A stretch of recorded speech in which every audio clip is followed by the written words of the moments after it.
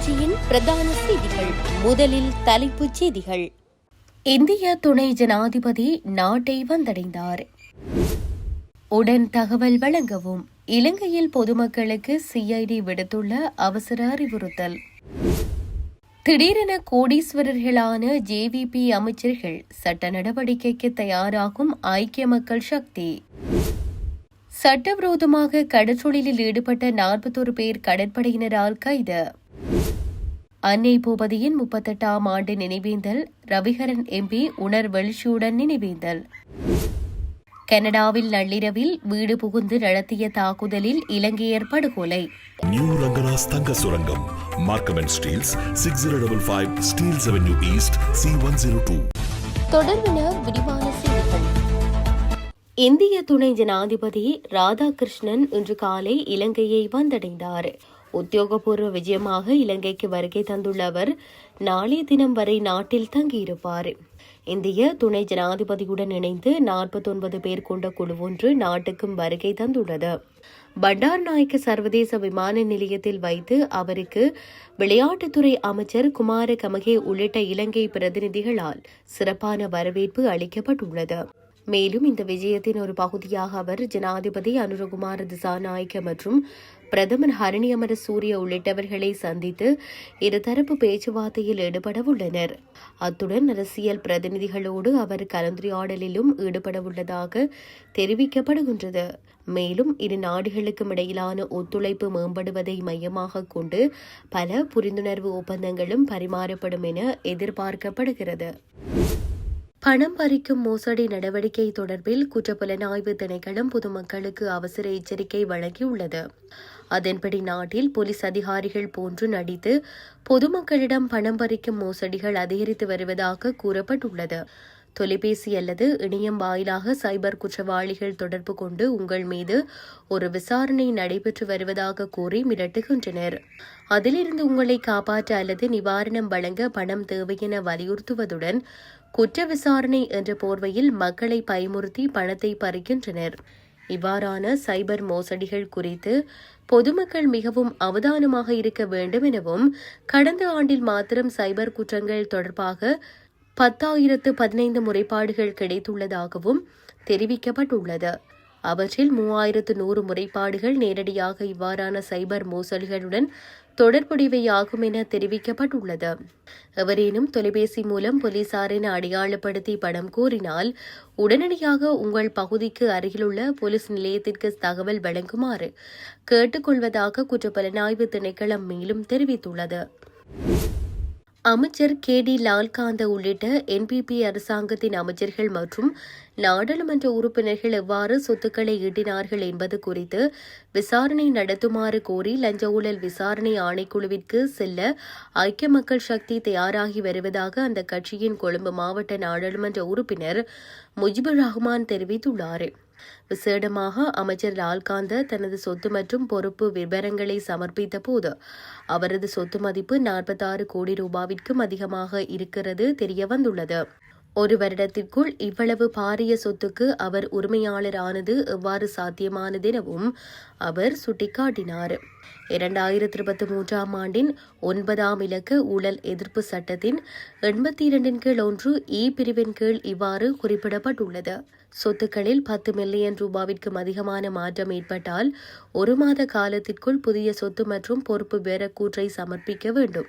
இத்தகைய அரசாங்கத்தின் அனைத்து அமைச்சர்களும் எவ்வாறு சொத்துக்களை ஈட்டினார்கள் என்பது குறித்து லஞ்ச ஊழல் விசாரணை ஆணைக்குழு விசாரணை நடத்த வேண்டும் என அவர் வலியுறுத்தினார். மக்கள் விடுதலை முன்னணி தேர்தலை இலக்கு வைத்து கடந்த காலங்களில் அரசாங்கத்தின் அமைச்சர்களின் சொத்து விவரங்களை மக்கள் மத்தியில் காட்டி மார்க்கெட்டிங் செய்ததாக ரஹ்மான் குறிப்பிட்டுள்ளார்.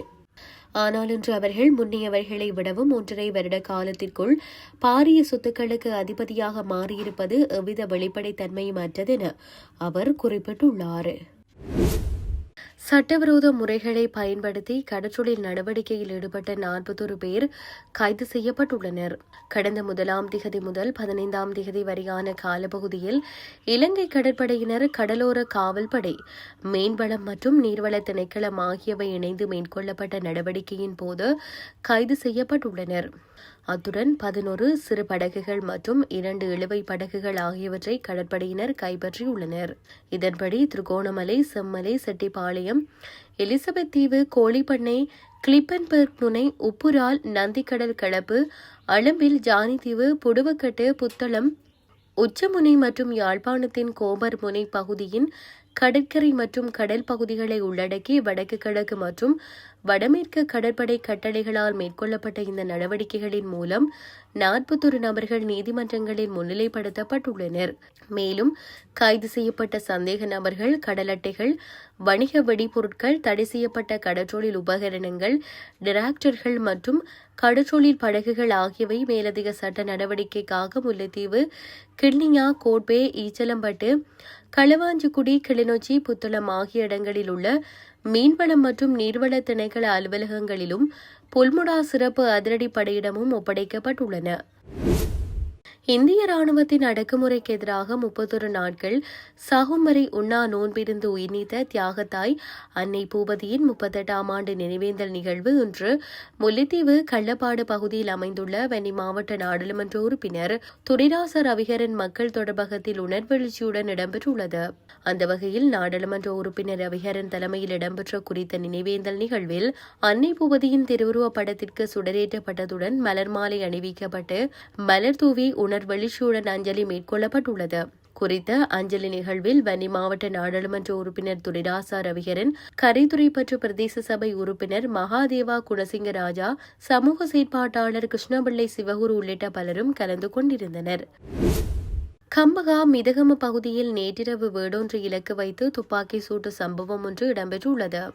மிதிகம யாகுவத்த கங்கொட பிரதேசத்தில் உள்ள வீடொன்றின் மீதே இந்த துப்பாக்கி சூடு நடத்தப்பட்டுள்ளது. இந்த துப்பாக்கி சூட்டினால் உயிர் சேதங்கள் எதுவும் ஏற்படவில்லை. எனினும் வீட்டிற்கு சேதம் ஏற்பட்டுள்ளதாக போலீசார் தெரிவித்தனர். சம்பவம் தொடர்பான மேலதிக விசாரணைகளை மிதிகம போலீசார் மேற்கொண்டு வருகின்றனர். கனடாவின் டர்ஹாம் பிராந்தியத்தில் உள்ள ஏஜாக்ஸ் நகரில் இலங்கை இளைஞர் ஒருவர் கொலை செய்யப்பட்டுள்ளதாக அந்நாட்டு போலீசார் உறுதிப்படுத்தியுள்ளனர். நள்ளிரவில் வீடு புகுந்து நடத்தப்பட்ட கொடூர தாக்குதலில் அவர் உயிரிழந்துள்ளார். உயிரிழந்தவர் சஞ்சுலு பெரேரா என தெரிய வந்துள்ளது. செவ்வாய்க்கிழமை நள்ளிரவு 12:40 மணியளவில் வீட்டிற்குள் மர்ம நபர்கள் புகுந்துள்ளனர். இது தொடர்பில் தகவல் கிடைத்து சம்பவ இடத்திற்கு சென்ற போலீஸ் அதிகாரிகள் வீட்டிற்குள் ஒரு நபர் மிக கடுமையான காயங்களுடன் உயிருக்கு போராடி கொண்டிருப்பதை அவதானித்துள்ளனர். காயமடைந்த நபருக்கு தீவிர மருத்துவ சிகிச்சைகள் அளிக்கப்பட்ட போதிலும் கடுமையான காயங்கள் காரணமாக அவர் சம்பவ இடத்திலேயே உயிரிழந்துள்ளார். இது ஒரு தற்செயலான நிகழ்வு அல்ல என போலீஸ் அதிகாரி நிக்கோலஸ் கிளக்ஸ்டைன் தெரிவித்துள்ளார். குறிப்பிட்ட நபரை இலக்கு வைத்து நடத்தப்பட்ட ஒரு திட்டமிட்ட தாக்குதல் எனவும் தாக்குதலுக்கு பயன்படுத்தப்பட்ட ஆயுதம் எது என்பது எனவும் போலீசார் இன்னும் தகவல் வெளியிடவில்லை. சம்பவ இடத்திற்கு வருவதற்கு முன்னதாகவே சந்தேகத்திற்குரிய இருவர் அங்கிருந்து தப்பியோடியுள்ளதாக தெரிவிக்கப்பட்டுள்ளது. அவர்கள் குறித்த அடையாளம் இதுவரை வெளியிடப்படவில்லை. இத்துடன் செய்திகள் யாவும் நிறைவு பெறுகின்றன. மேலதிக செய்திகளை அறிந்து கொள்வதற்கு www.tamilaram.com எனும் இணையதளத்தை பார்வையிடுங்கள்.